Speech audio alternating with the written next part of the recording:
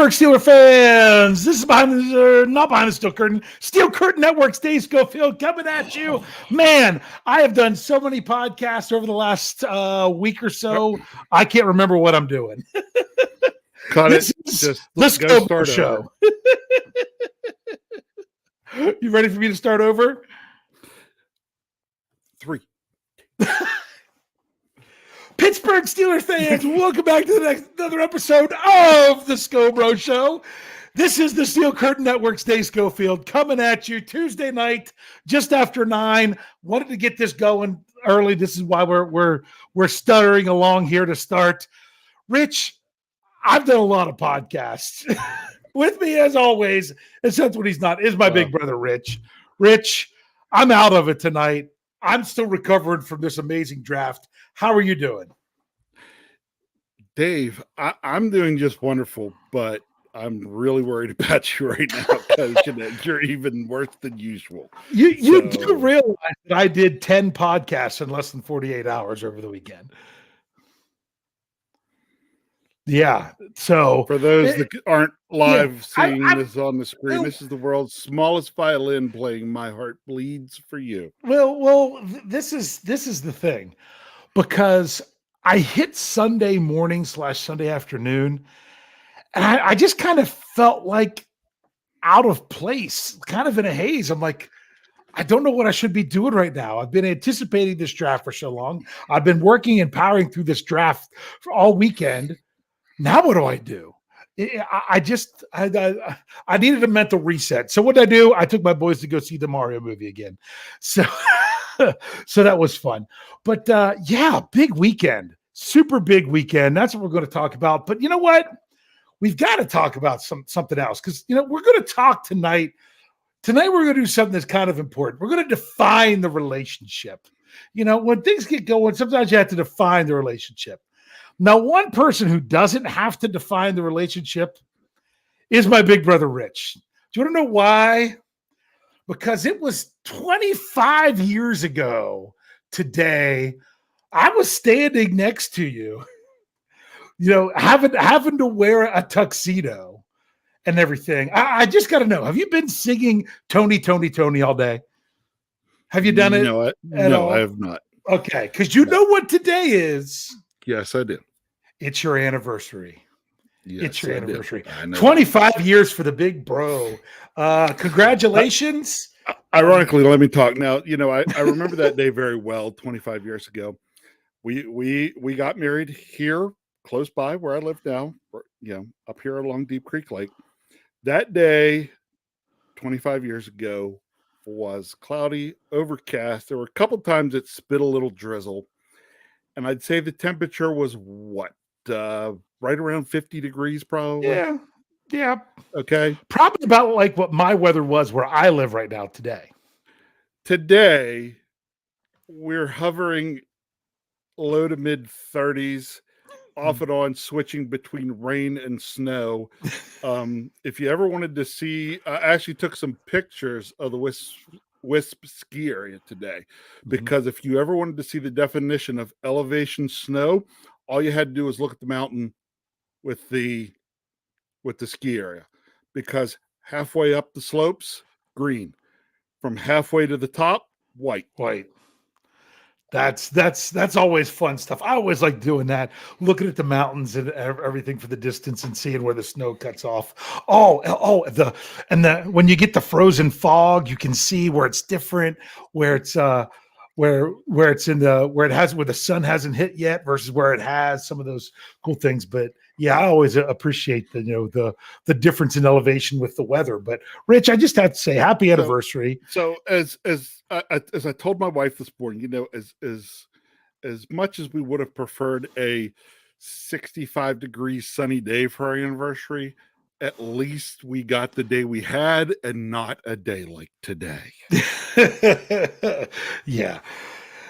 So, I mean, it's funny because I had to double check. I was in college at the time when you got married. I was trying to remember what year I was in college, and I was fairly certain that you were 5 years ahead of me, because I've got number 20 coming up later this summer.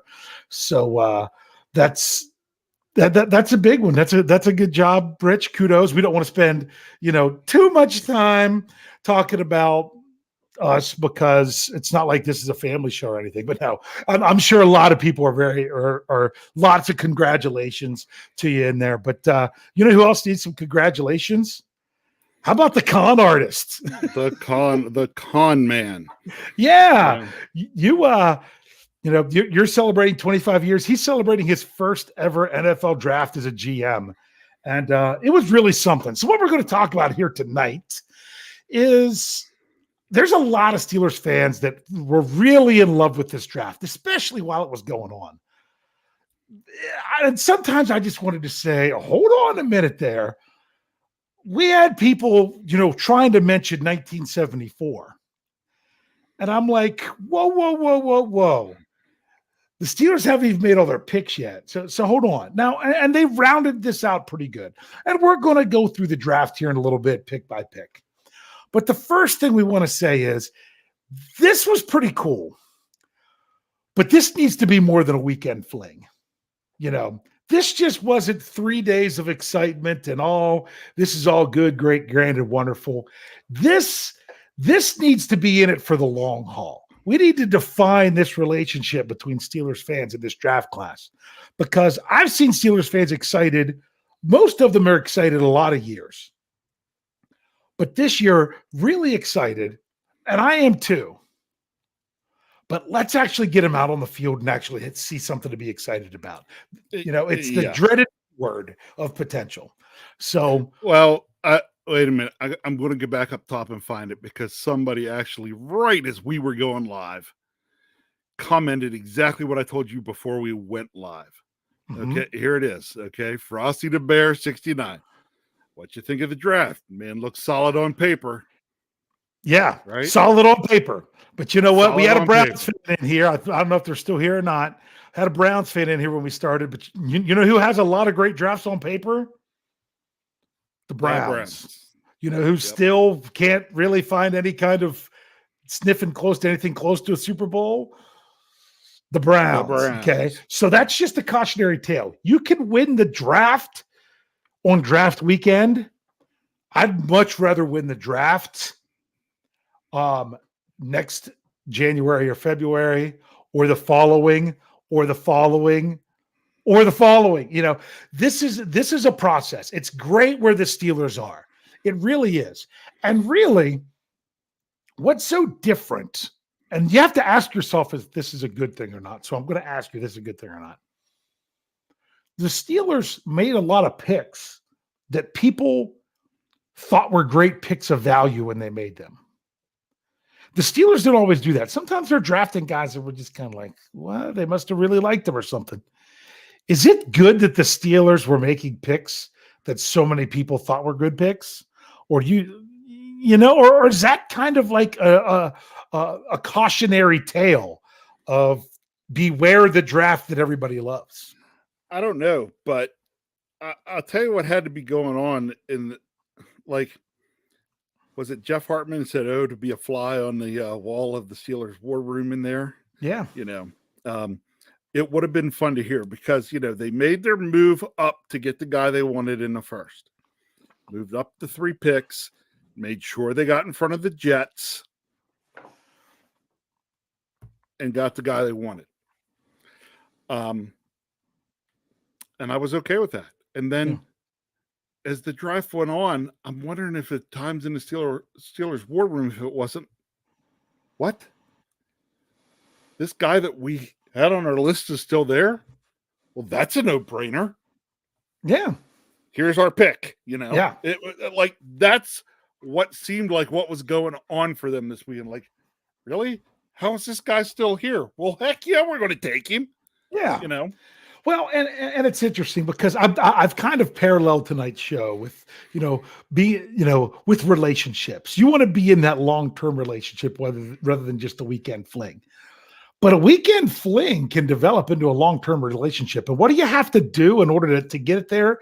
You kind of have to go back and look over and think over all those great moments of that weekend.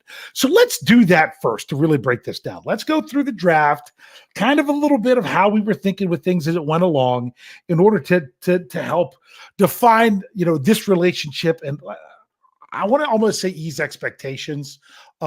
But let's look at it one by one. You mentioned the Steelers moving up on the first night of the draft. They moved up from 17 to 14. Now, we were on the Zoom call together, and I remember asking a question and then answering it to myself, but I don't know if anyone heard it. As soon as the Steelers had that pick that it came across as a trade, Shannon White was the first one who saw it. He's like, trade, the Steelers traded up. We're like, what? And we're just set into a frenzy. My question was, tackle or corner? That was my first question. Oh, I knew the answer to that as soon as they made it. Mm-hmm. I knew the answer was tackle. Okay. I asked the question, and no sooner did I ask the question than I knew the answer. There were options at corner. Correct. There was a big drop-off from offensive line from that point on. And I say offensive line because I put Skoronski in there, whether I don't think he's a tackle. That's why I really liked him as a player. Didn't necessarily want the Steelers to take him because I felt they were really set at guard. I was hoping they would have one of the tackles, but he went before the Steelers with everything anyway. But after those four, and it was just three to start, and then Darnell Wright got into the conversation. And then he got so much so that he got bumped up ahead of others. But to me, I'm like, if you're going to move up three spots, then it's not for the corner, because chances are you were going to have an option there if you would have stood pat. There wasn't another option for tackle. So as soon as you took a second to think it through, that's when I'm like, this has got to be the move for the tackle. And it was. And I liked it. Oh, yes. Yeah. I had no issue at all, because it was if they wanted that tackle, they were going to have to take it, because word on the street was if they weren't taking that tackle there, the Jets were taking it. Yes. And some people are like, oh, they could have still had him at 17. No, they couldn't have. Now, Rich, it's very interesting. You remember doing the Steel Curd Network draft, correct? Yeah. Yeah. Who had the Steelers pick?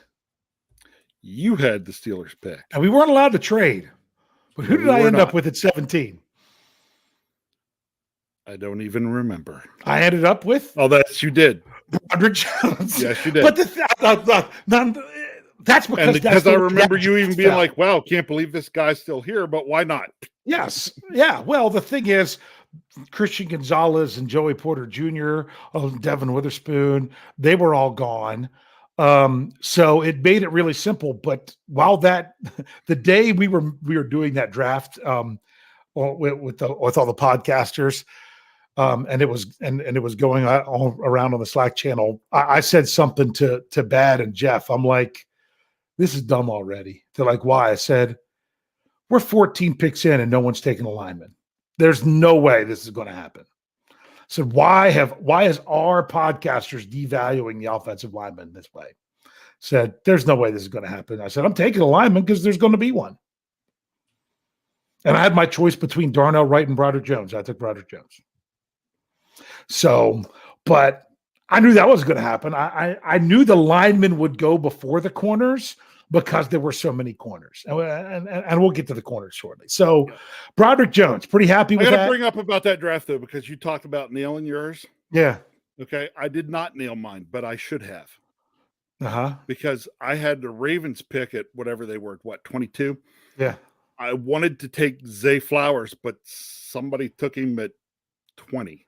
I don't remember who took him or which team it was for. And I was like, really? So I couldn't take him. And then the Ravens ended up drafting Zay Flowers. And I yelled at Kyle. I was like, see, I told you. That's it. Yeah. Yeah.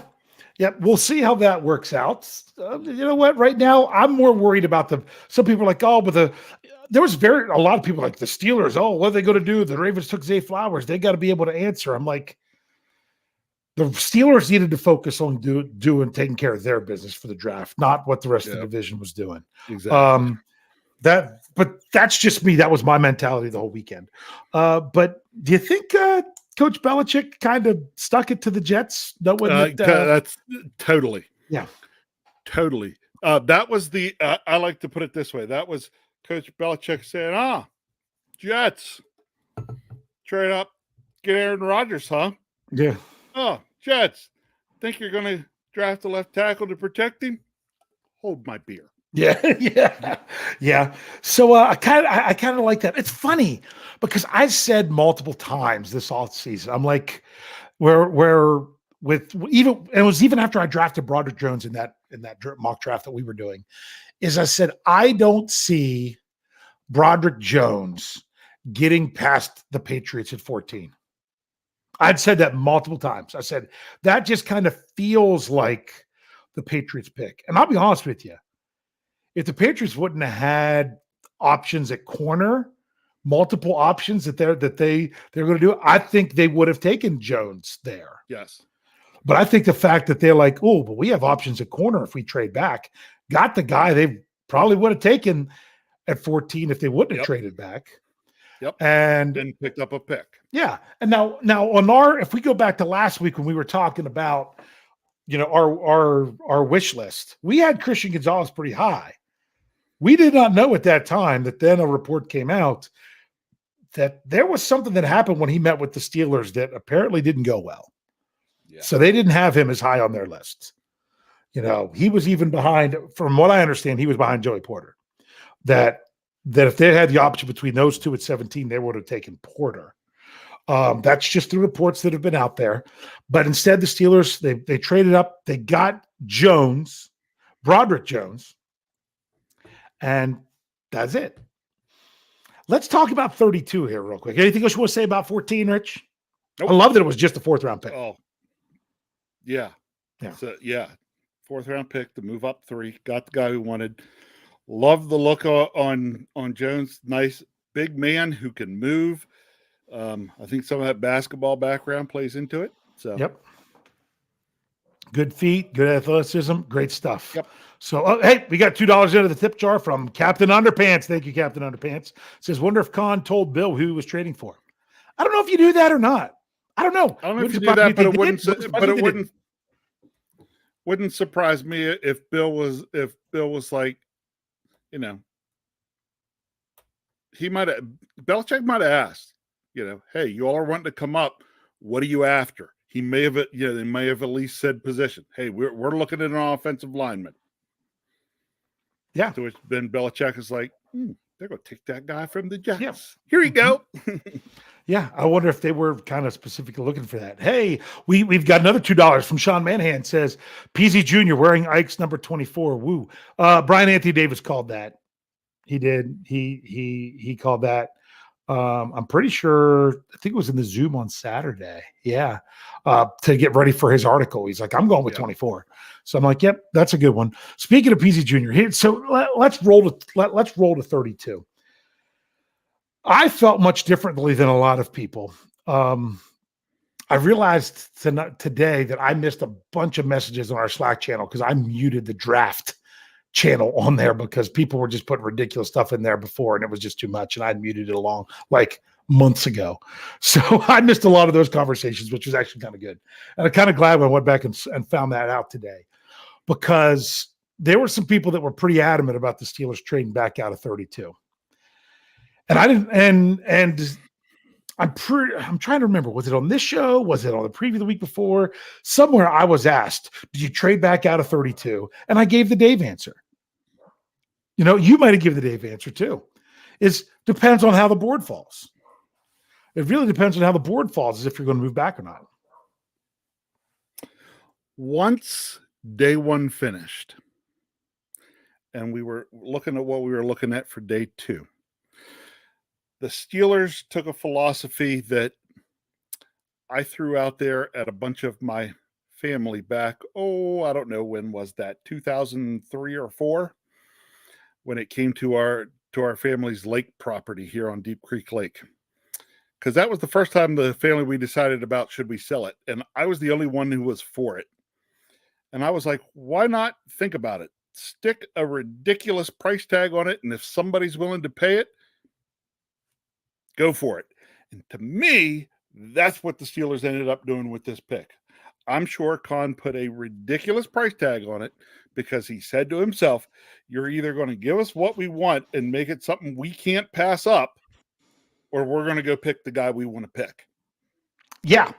And there's several different ways to look at it. I was adamant. I'm like, no, don't trade it. They're like, what do you mean? I'm like, oh, unless you get a massive amount for it, don't trade it, because you're like, what are you going to do? Pick up a fourth or a fifth or something like that?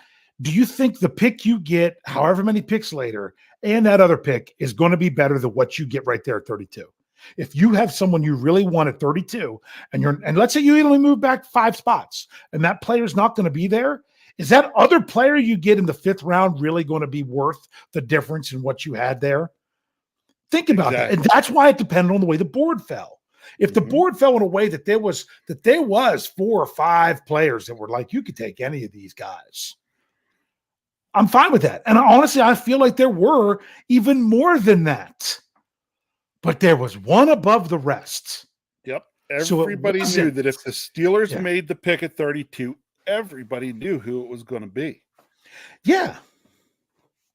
And Jeffrey asked me, he's like, what if it's not Joey Porter Jr.? I'm like, then it's someone that the Steelers love even better than him. I'm like, really? If they like someone better than him, that they're still making the pick? Yeah. And I was really confident that was going to be the pick as long as they made the pick. And if they didn't, I was constantly going to ask myself throughout the years, what if the Steelers wouldn't have traded there?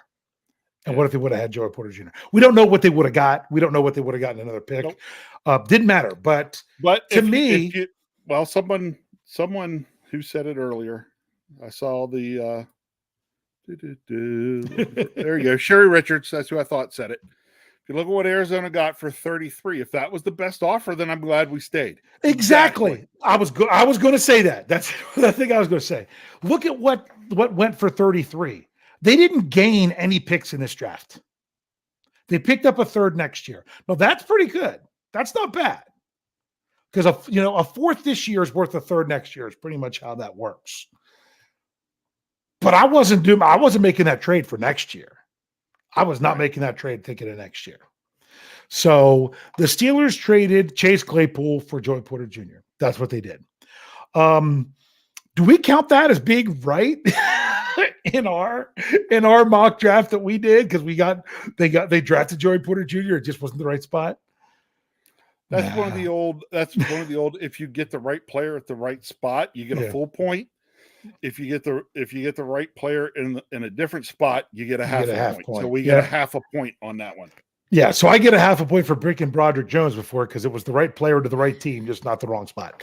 Yep. But think about it. The player that we got at 32 went 10th. So that's what always happens with the draft. But I was very happy with Joey Porter Jr. And honestly, I think this is a good thing for Joey Porter Jr. So, I saw the video on Twitter tonight with him and his dad talking towards the end of the first round or after the first round was done about, the motivation. That's good. That's great. That's wonderful. The bad thing is the difference in pay when you drop down all those spots. That's bad. Yep. That's bad. But you got the motivation. But honestly, I think there's a whole different pressure on it. If Joey Porter Jr. would have been the top guy and he's not contributing right away as a rookie, just imagine, what's wrong with was that a bad pick? He's not on the field in week 2 starting or blah, blah, blah. You can hear it now, can't you? Some of you could probably even hear it now. But now being the second guy that they took, I mean, think of the pressure even with Chase Claypool in 2020 because the Steelers didn't have a first round pick. Sorry, 2020, 21, 2020. Yeah, I got it right here. 2020. I did. So, and that was pick 49.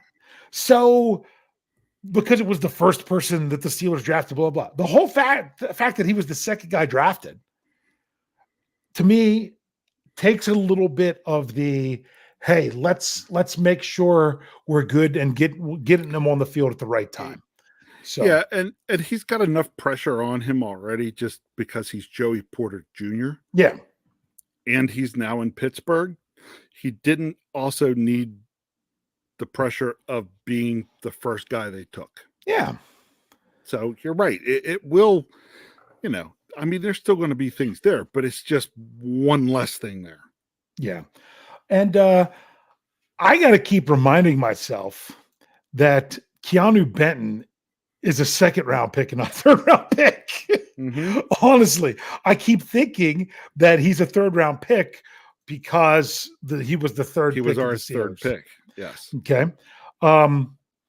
So yeah, and that was one that no, we didn't do it in our mock draft that we did 2 weeks ago. But that was one when I did some of my other mock drafts. I had him going to the Steelers a lot. And sometimes it was at 32. And occasionally, if he was there, it was at 49, but sometimes he wasn't there. So were you shocked at all by that pick? No, was not shocked at all. Knew we needed to go D lineman. Actually, really kind of like when you look at his game, you think, oh, he doesn't have a lot of the flashy stats. But when you look at some of his game film, what I want to say, he's a wreak havoc interior lineman. Yeah. He is I'm just going to go full motor, ballistic, nuts, make multiple guys have to hit me and just be disruptive. I like that. Yeah. Well, especially when Trent Jordan and Alex are on the outside. Yeah. If you get a guy on the inside that can just create havoc, all you're potentially doing is creating more opportunities for those guys on the outside. Jeffrey Benedict said something on this morning's Cutting Room Floor podcast that I thought, this is really interesting. Remember, it took a while before Cam Hayward found his way into the starting lineup and as a regular on the Steelers defense. It really did. And he says that, Keanu Benton could be that type of defensive tackle that really takes him a while to get to playing defensive tackle. But for the time being, plays nose tackle. Correct. Yes. So totally agree. Work on your game at nose tackle. And then as you evolve it as an NFL player, you develop the skills to be a very good and effective defensive tackle. I kind of like that philosophy. Yeah, so do I. Yeah. So if Steelers fans were wanting that run stuffing nose tackle, Keanu Benton, I think can be that. Some might think he could. He might not be that exactly, but we'll see. Hey, before we roll on, I know we're in the middle of day 2, but we're gonna go ahead and take a break. Then we'll come back because I have a feeling the next one's is where the love affair really gets going with the Steelers' third round pick. So if you're with us here on YouTube or Facebook or Twitter, we'll hold with us for just a second. If you're here with us on the audio, we'll be back in just a moment after these messages.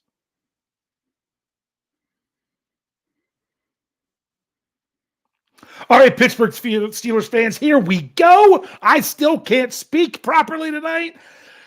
Whew. But you know what? Part of that is excitement for this, this little weekend fling that we had with the 2023 NFL draft. Rich is getting tired of this analogy already, I can tell. No, I'm getting tired of you messing things up and saying things like Pittsburgh Feelers stands. Pittsburgh Steelers fans. Okay. Schofield Stevens speaking. Yes. All right, here we go. Okay, you were frozen for me for a little bit there. Here we go. Round 3. I keep thinking it's round 4 because it was the Steelers' 4th pick. The Steelers are sitting there at 80. They got a chance to get a 4th round pick back. What was it? 12 or 13 picks later than what they would have been. 13 spots. Okay. No, one of them was 12, one of them was 13. Did they move? Yeah. I think no, they went from 80 to 93. So they moved back 13 spots to pick up a 4th round pick that was 12 spots later than what they would have been otherwise if they wouldn't have traded up in day 1. Yes. So that, because they were almost the same thing there. Yeah. So the Steelers pulled the trigger. And if you listen to the post-draft press conference with Omar Khan and Mike Tomlin, Omar Khan saying, we had the opportunity to get to get the 4th round pick back. We looked into it. There was a lot of players there that we would have liked. We felt confident that we could move back and still get somebody there that we liked. So we moved back. He admitted the number one guy they had at pick 80 was who they made at 93. They even came back and asked him the question again at the end of the press conference just to make sure. And he confirmed it. The guy they would have taken at 80, they got at 93, tight end Darnell Washington. Rich, how fast did you fall in love with this pick? Pretty fast. Mm-hmm. And to the point that on the Zoom call, I brought up a comparison, and a lot of people then started to, Shannon, Jeffrey Benedict, some folks started to agree with my analogy. And when I looked at Darnell Washington, I said, think Eric Green, but more athletic. Yeah. And Eric Green was a beast of a tight end and a very good athlete. So to basically take him and move it up another notch on the athleticism, I don't know. I immediately went into Dream World thinking, oh my goodness, let's think about some of the formations we could run. Yeah. Think about some of the formations. Well, I was thinking about some of these formations last year. I didn't see enough of them. But I think this even does it even more. What would you think about a 3 tight end set that had, Freiermuth, Gentry, and Washington out there all at the same time? Did it have to be Gentry or was it Hayward? Oh, no. We can go beyond that. Yeah. Because I brought up, and was it Jeffrey or Shannon or somebody then was like, hello, throw Hayward out there too. Yeah. He's an H-back. It's like you could go serious jumbo, but the cool part is you could still throw the ball out of it.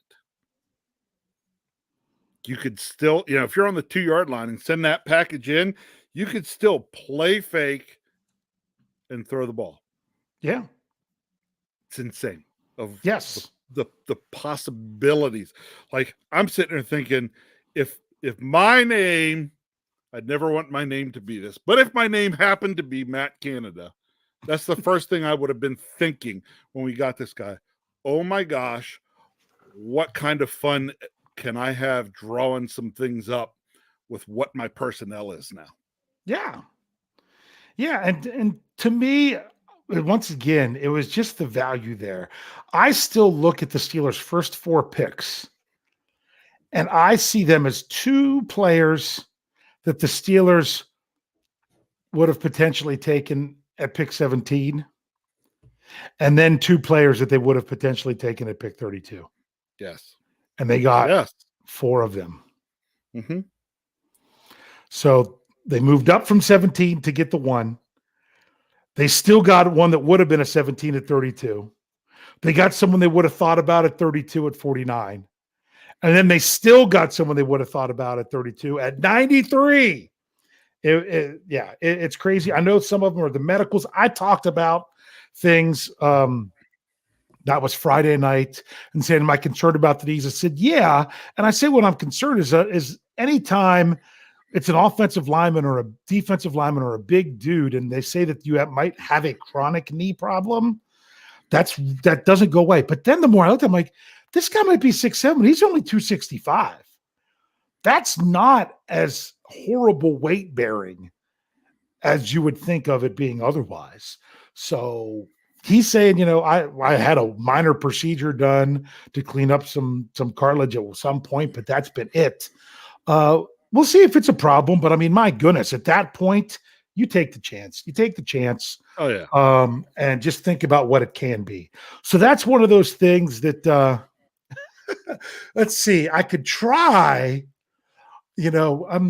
I could try to bat it up, if you know what I mean, and give an analogy of what this pick was like. This is a pick that you can't believe is there at that time of the night, but then again, it might completely, fall through later on. I don't see it that way. I'm not concerned about the medicals because the Steelers wouldn't have taken them if they were. So okay, I almost lost you there for a second as you said you were going to bat it up. No, I didn't. Thought, I decided not to. This is more of a family show. When you I was said going to it. No, when you said you were going to bat it up, I thought you were going to go on to talk about how you were ready to marry Omar Khan. Oh, no. Yeah, that's one thing that was an ongoing theme of the weekend was Brian Anthony Davis constantly mentioning either marrying or dating Omar Khan. Yes. So it was quite an interesting draft weekend here at Steel Curtain Network. So really happy with day one and day two. Yeah, by the time you got to the end of day two, I basically looked at it and said, I don't care what happens on day three. You and I talked about that. Don't care. Yep. Anything on day three is bonus. Yep. If all they're doing is drafting guys that you just look at and say, you know what, he's got a shot to come in and be a special teamer, that's fine, because I was so thrilled with what we got with those first four. Yeah. Now I'm going to make a somewhat bold statement about the next two picks. Actually, I'll have a bold one for the next pick as well. Here's my pick. Here's my bold thing for pick in round. I said number 4. The Steelers' 5th pick, which was in the 4th round. The Steelers drafted. I'm gonna. I recorded half a podcast and had to start over because I called him the wrong name. Nick Herbig. you were saying Nate, weren't you? Saying Nate. Yeah. I was going back and forth, honestly, and I'm like, you know what? Yeah, let's just get this right. So Nick Herbig out of Wisconsin, yes, brother of Nate Herbig, and people are like, oh, it's got to be a family thing. Just remember this: Nate Herbig has not taken a snap for the Pittsburgh Steelers either. So. Yeah, it's a cool story, but I don't think that's not the reason why the Steelers drafted him. But here's my bold prediction that we may not ever know about this. When the Steelers traded back in round 3, I think it's because they were willing to take Nick Herbig with that pick at 93. Yeah. I think they were willing to take Herbig with that pick. Yes. That they would have been comfortable and confident taking him in round 3 at pick 93 if other people were going to be gone that were there. And then Washington was still there, so they took him, and then they get Herbig in the 4th round anyway. I think this was one of those where Khan had to be shaking his head at times, being like, are you kidding me? Could this really be working the way this is working? Yeah. Like, am I on candid camera? Yeah. I mean, I have no inside information or anything about that. That's just kind of a hunch that I got. Yeah. But the reason they were willing to trade that pick back is because they would have been fine with taking Herbig at 93 if nobody else was there, and then Washington was, and then they still got Herbig. That's just kind of how I don't know. That's just my gut.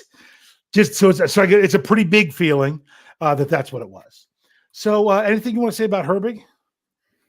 No, I mean, she was, high motor guy, out of Wisconsin, has done some work with Trent Jordan. Will come in and probably be mentored by Trent Jordan. The guy might not be any more than a third outside linebacker, a rotational piece, but daggone, we really need that. And if it's a good rotational piece, even better. I feel much better around a 4th round draft pick that is just going to be your rotational guy, that the Steelers would have drafted someone higher. If that's all he ever is, then that's great. That's because it's what the Steelers need. And special teams do. They just say the motor doesn't stop.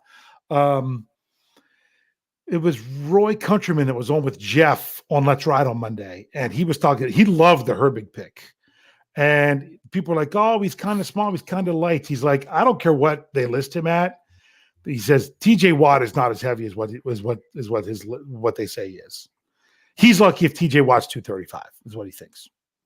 So he's like, Herbig is not really that small of a guy compared, if you would look at him like a TJ Watt. So, but the thing with TJ Watt is he plays big. He doesn't get pushed around. So that's got to be the key with Herbig. So, Right. And then, some people are like, is he outside? Is he inside? We'll just say linebacker. No, the outside linebackers coach was in the press conference and he said, this is where he is to start. And notice he just said to start because you don't roll anything out. When you start changing a guy's position early, you have to worry about that because it means they're not really living up to what you had them being, most likely. So I think that's what he's brought in to do. Anything else you want to say about Herbig? Nope, I'm good. Fair. Yeah. So then we had the 4-hour layoff.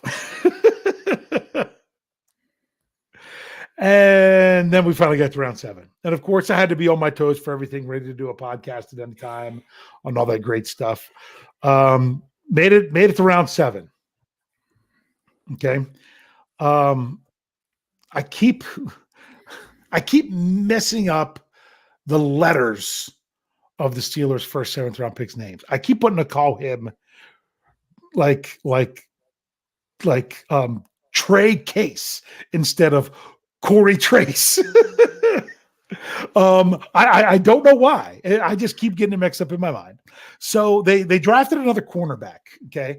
And this was Corey Trice Jr., another quarterback that's a junior, out of Purdue.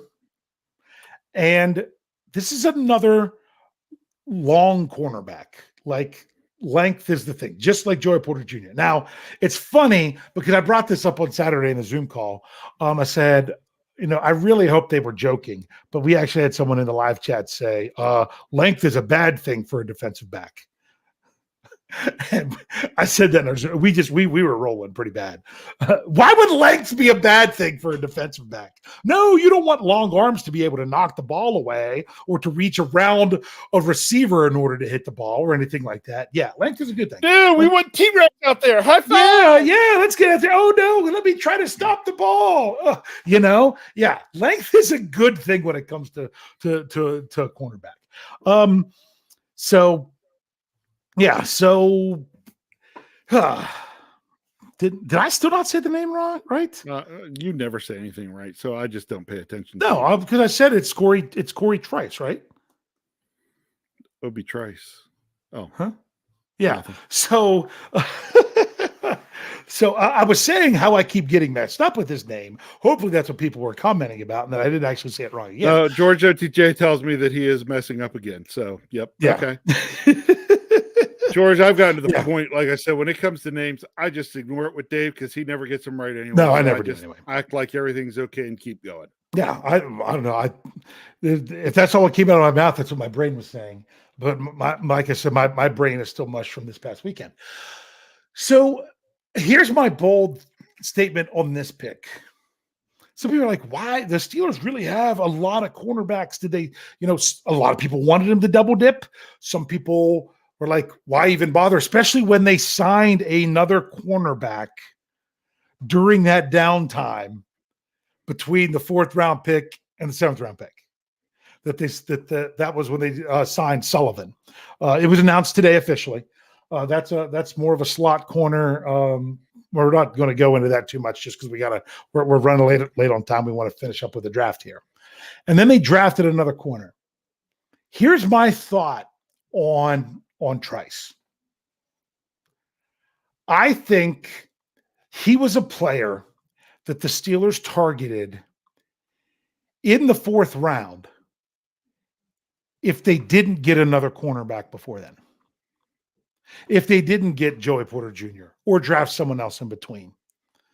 That he was a corner that they had looked into to get later if the board fell where they wanted to take other things sooner. And because of that, and the fact that they were willing to take him in round 4, and he was there at round 7, you're like, okay, we can't pass this up. We got to roll with it. So that's what I remember. No inside information with that at all. That's just kind of the feel that I have for that pick. Well, what did you think of that one, Rich? I said Trace instead of Trice. Okay, sorry. Yeah. That was hey, we're not ready to just take a flyer on somebody in the 7th. We've got a guy out there that we still had ranked pretty high. We're going to go get him. Yeah. So 7th round pick. Steelers have already done a great job, even if it's a position already drafted. now, Eric Parker brings up Trice was an injury concern. Right. That's why he's still looked at as a great value in the 7th round, the same way we look at Washington as being a great value, even potentially with some knee issues in the 4th round. 3rd round. 3rd round. See, I keep doing that too because he was the 4th pick. I know. So, which actually was, I'm trying to think, that was right on the cusp of where the compensatory pick started even. So, yeah. So that's just, to me, that you had this group of corners, then you might have had another group of corners, then you might have had another, who knows how many different groups they would have had. But let's say the Steel, corners they were willing to take with their first 2 picks, corners they were willing to take with their next 2 picks, and then corners that they were willing to take with that 4th round pick to start off day 3. Somewhere in there. So to me, I think I just think Trice was one of those in that group that they would have taken, and then he was still there at 7. So I like it. And if it works out great, and if it doesn't, it's just a glorified undrafted free agent. And everybody's saying, hey, look at all the corners we have now. But don't we go into camp a lot of years where we have a position where we know we've got more guys than what we need? I mean, we did that on the defensive line several years ago. Yeah. Yeah. When you had the two Davis brothers and everybody, and it was like, oh, wow, they're going to have to really try to slide a couple of those guys to the practice squad. They still have this with the defensive line this year. Correct. Yeah, far too many guys. So it's like, is it bad that we're going to have guys in camp fighting for a spot? I don't see it that way. To me, then you just hope that they keep, the best group. Yeah. Yeah. Like they said, competition. Or like the Steelers keep saying competition because they don't want to say something more insulting. I keep saying it's look to upgrade. Everything in the draft is to look to upgrade what you already got. Yep. So, and with their last pick, the Steelers took a flyer on someone that, probably wouldn't have been drafted otherwise. But when you're picking it at what was it, 251 out of 259? Yeah, they would have only had 8 more spots, and you had to take somebody there. People are like, oh, of course they went to Maryland. Who cares? But they took a player that was playing tackle that is just a guy that plays everywhere along the line. I wouldn't be shocked if this is a guy that they look to even see if he can play center, because he has before. Right. And this is Spencer Anderson out of Maryland. Yep. He was your here's a guy that we'd like to have in camp and see what we can do with him. He's a guy that honestly I'm looking at thinking they're hoping they can get him and get him on the practice squad. They see some potential in him and want to have some more time to work with him. Yeah. I'll be honest with you. Right now we're thinking practice squad. You got to look at how everything plays out with the reserves. Correct. On the offensive line. Do the Steelers keep 4 tackles, or do they only keep 3? Then the question is, do they keep 9 linemen or only the 8? A lot of times you'll keep 9 and have 1 inactive. If they keep 9 and only keep 3 tackles, to me, Anderson's battling with Kendrick Green. Yeah, you're right. Yes. So I'm not saying that I would put him on my 53-man roster now, which is something that Jeff Hartman and I will be doing here soon. But I'm not saying that he's definitely relegated to practice squad. But it's also pretty rare that every player from a draft class makes the roster. Hey, I actually saw a question here I want to bring up just for a second. Of course, I was on it. Now I skipped. There it is. Okay. Christopher 11 asks, it says, hey, big bro, how much higher did we climb on the toughness scale? Prior to the draft, Coach Steve's quoted saying, we're looking for goons. I'll just say this, Christopher, that started prior to the draft. That started in free agency. I actually think some of this had, I'll call it a little bit the Andy Weidel effect, in terms of the type of guys he likes to have in, especially on the offensive line. And then you might even could say that spilled over to our draft pick that we made for the defensive line. We got some guys, that are one of their quality, some of the qualities that you can see in some of these players are strong, athletic, tough. Yeah. Strong, athletic, tough. Strong, Yep. But I think this was a total change in philosophy, not just on the draft. I think this was the Steelers looking at things going into the offseason saying, we need to get tougher. We need to find some guys who are tough. Now, I think a toughness is both a physical toughness, and the only way you can have physical toughness is with a mental toughness as well. Yeah. I'm willing to go out there and throw my body around in ways other people wouldn't dream of because, I'm going to show that I'm tough. Yeah. So, and just to clean something up, unless you said it multiple times, the time where Coach Tomlin was most quoted about looking for goons, that had to go with picking up Benton on day 2. Yeah. So I don't know if that was with their phone conversation or if it was a conversation they had before that. I don't know when that quote first came out. I heard about it on day 2 of the draft. So not that it was prior to the draft, but it was the whole idea. The toughness thing came out well before the draft. To me, to sum up this draft, okay, so here you go. So what the Steelers do, they now have the most pedigree they've had at the tackle position in 25 years. They got a longer, more physical press man corner that they feel that they got value. They got a big person on the defensive line that can play nose tackle, but can evolve into even more of anything on the defensive line. I'm going to continuously say this about that guy who likes to wreak havoc. Who likes to wreak havoc. Okay. They got a freak of nature tight end that can block like crazy and don't know how in the world you cover him. They got a small yet high motor guy at outside linebacker from a program where they've had success before. They got another long cornerback that they probably would have looked at even earlier in the draft, but didn't need to, and just couldn't pass up. And they got an offensive lineman that's played 4 out of the 5 positions in college, everything but left guard. Yep. So, I mean, that was their draft. So the question is, how easy is it to fall in love with this draft right now?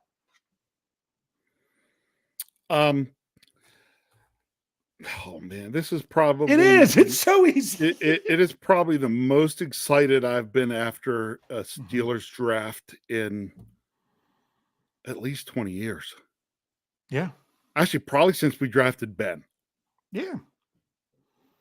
I was excited the draft where we drafted Ben. And prior to that, I was excited the draft where we drafted Troy. Mm-hmm.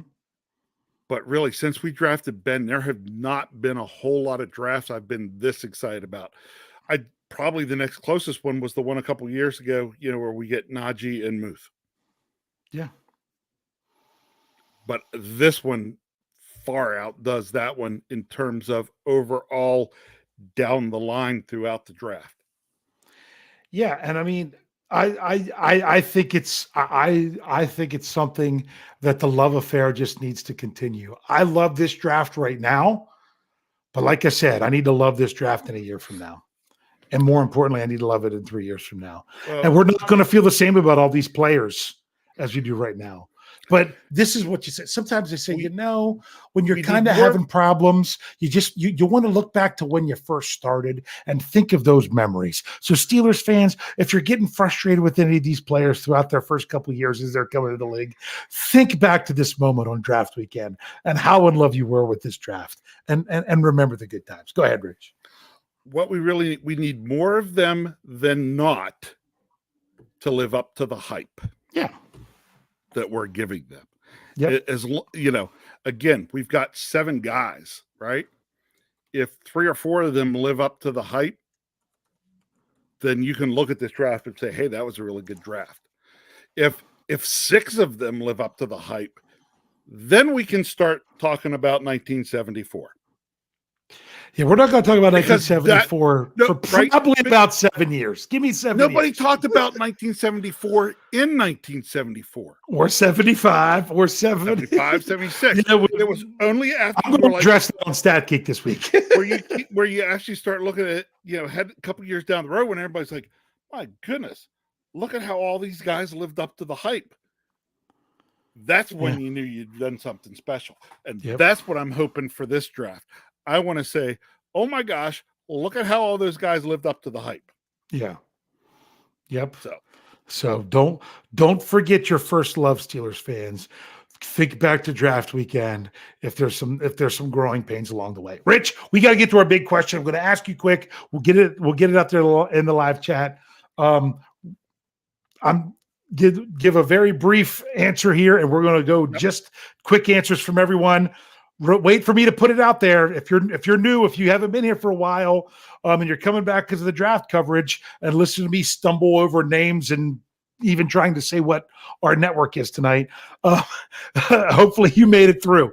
But you got to wait for me to put it in the live chat before you say it, or I won't bring it up. Rich, who do you think, or who for you, out of the 7 players selected for the Steelers in the 2023 NFL draft, which one do you think the Steelers got the best value?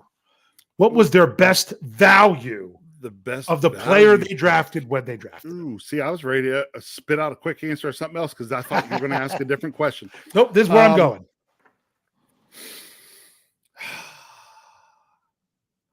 I'm going to say the best value was. There's a couple arguments here. You only get one answer. I know. I'm going to say Joey Porter Jr. Okay. Because there were multiple folks that actually had him as the top-ranked corner in the draft. Yeah. And we got him to start the second round. Well, that's not who I thought you were going to say, so that's who I was going to say. So now I'll say who I thought you were going to say, and that's Darnell Washington. Getting him in the third round when Jeremy Betts was petitioning for him to go at 32. That was really something. Now, some people jump the gun. That's all right. But hey, I don't want an explanation. I just want a name, or else I'm not going to bring it up because we got to get moving through these. Who was the best value drafted by the Steelers in 2023? It is in there. Let's roll. Enter your answers now. And here we go. They're flying already. Kathy gets it first again. Kathy Forage, she says Washington. Thomas Riley says JPJ. Steel Dog 88 says JPJ. Steelers Pittsburgh says Washington. This was the one I considered as well. Steeler Chick 46 says Corey Trice. And I said Trice this time. Afton Ford says Washington. Did that one come up? Yeah, it did. Okay, George OTJ says every Steeler pick. I just put it down because it was funny. Makari says Washington. Harvey Stone says Washington. Richard Adamson goes Herbig. There was people that think that either love Herbig or they're pretty apprehensive. I'm kind of in the middle right now because I'm one, if someone doesn't work out and that's the one that doesn't work out, then oh well. But man, wouldn't it be something if they all work out? Yeah. That's what makes the draft legendary. Everyone working out. So that'll be interesting. Mr. Woodside says Corey Trice. Woo! And a jump. Reginald River says twice. Christopher Levin says Mr. Washington. Dennis C. says Washington. Sean Manahan, he says Benton. He thought Benton was the best value there. Sherry Richards says Washington. Claude Bishop says Washington. Great 103 says Washington. George OTJ already answered, didn't he? And said Benton. I don't know. Patricia Castaneda says Washington. And I think that's all we have for now. I'm sure some more might be coming in. You know what? I was really, honestly, wondering if anyone was going to say Jones. See, Jones is tough because they traded up for him. Correct. That's a tough one. And honestly, to say Jones was a better value than some of these other ones, you would have had to consider him a top 5. But I'll be honest with you. The answer, if the draft could have gone a completely different way, and the answer could have been Jones based on the way the draft went, and it still would have been still could have been a good draft. I thought you were maybe going to ask me something along the lines of who was I most excited about, or something like that, Yeah. that they were able to draft. My answer there was Ashley Jones. Yeah. Yep. That guy, actually, you throw him in again. You're throwing. I should have gone with that. I went away from the title of the show, so sorry. That's okay. He and Washington together, I just love to see the smile on Najee Harris's face as all this was going on draft weekend, because thinking about how those two guys can get outside and block, Najee's just got to be thinking, oh yeah. And it's one of those things where I've wanted the Steelers to invest on the offensive line for a very long time. Why? Because I'm biased towards offensive line. And they haven't done it very high, and they finally did. And I'm very happy for that. Kenny Beamer says, Joey Porter Jr. I'm checking to see if there's any more great other conversations going on here. So, Rich, we're running over a little bit, but hey, we're coming off our draft coverage. We're going to continue to break stuff down with the draft. This was kind of, for those of you, if you haven't been here before, or if you haven't been here a while, this is just two brothers sitting around talking about the Steelers and making fun of how one of them can't talk. And the other one making fun of the other one that we takes too long to answer. It's just what we do. And so this is kind of what we did. We talked about how we felt about it. We wanted to run through kind of how our emotions were when the pick went out, how you would talk to, my goodness, I've had conversations in the last few days with other Steeler fans. Oh, how do you feel about the draft? How do you feel about this? And things like that. Some really, really great things just for Steelers fans to be talking about. But I'm also really excited because there's one, to me, you're still in that high off the draft, but not this week, but the end of next week is when we get another high that really makes it real. And that's when the schedule comes out. Yep. You take the draft, you get excited about what's going to be. Then you talk about the schedule, and then you're like, oh, let's get talking about what this all means coming together for 2023. And I'm really excited about that. Don't know what we'll talk about next week. We'll probably still break this out a little bit more. I know we'll talk about the schedule the week after, because it's kind of what we do. We'll break down, the best games for fans to go to. That's generally how we look at it, because we attend games. But man, we're just going to keep bringing everything here at the, let me get it right, Steel Curtain Network. Woo! Part of Fans First Network. We've got it all coming at you. We've got the regularly scheduled shows. We'll get back to our regular weekend content. Like, for example, Brian Anthony Davis and I did not do a week that was, because my goodness, everything was covering the draft. We wanted the other shows. You had heard enough from Brian and I already. So, wanted our other shows to be able to have their opportunity to run. That's, the homies ran on Sunday, things like that. But we'll get back to our regular schedule with all those things. So make sure you're checking all that out. Make sure you're subscribing on YouTube. It's free. Make sure you're subscribing anywhere you listen to your podcast. It's free. And then that way you get any of our content that comes to you. Whoo, Rich, I am once again, I still feel like I need to take a nap, that I still need to recover. But what do you have to say here to close us out tonight? Hey, it's been nice. Like I said, I've kind of been riding the high. Because this draft was amazing. I will throw in one more quick thing.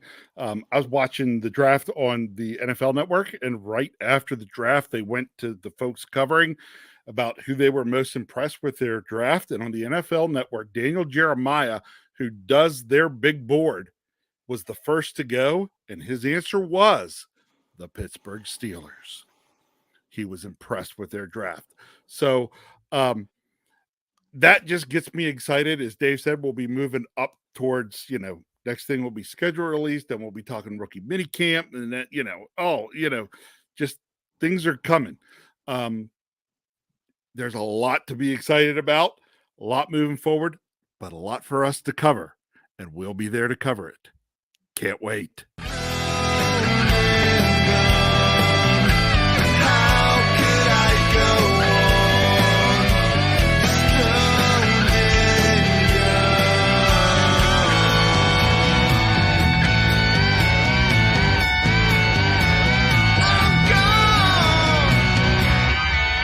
Can't wait.